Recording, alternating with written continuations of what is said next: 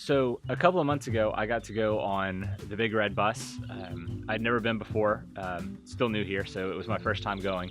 And I was just so skeptical of the Big Red Bus. I didn't think something like that would work.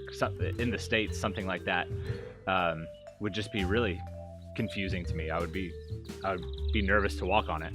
But here it works. It was incredible to be a part of it. I got to sit down with two guys, sit down to coffee, just have a conversation with them. They were starting to ask me questions. One guy was interested in the conversation, but was asking me some really weird questions. He said, "So you know how we're trying to colonize Mars, and how we're trying to figure out how to build houses on Mars and plant trees and make the air breathable? Once we do that, is God still going to be real? Is God still going to be able to save us on Mars, or is Jesus and God only a thing on Earth?" I think he was just trying to trip me up. I don't think he was really interested in the answer, so I kind of politely didn't answer the question.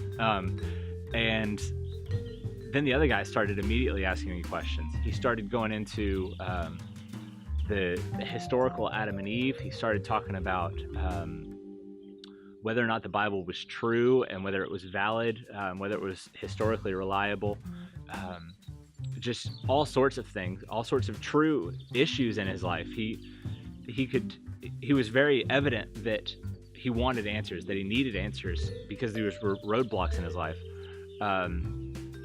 But he needed answers before he could actually take the next step of faith. So we were talking through things, and at one point he actually said, "What must I do to believe?" I was just blown away. I didn't know people actually ask that question. I thought that was just some biblical thing. So I got to walk him through repent and believe and what that means and what it looks like to live a life devoted to Christ. And though he didn't accept faith that day, he did not make any profession or anything. He did look me in the eye and say, "I want what you have. I want to believe these things. I just can't right now. I have too many roadblocks in my life." He said, so I guess the next step for me is just to read my Bible more and pray more. I said, "Yeah, that's a good place to start." So I got to pray for him. I gave him my contact information, hoping we could talk further. We haven't had the chance to thus far, but it was an incredible opportunity and got me really excited to do more ministry here.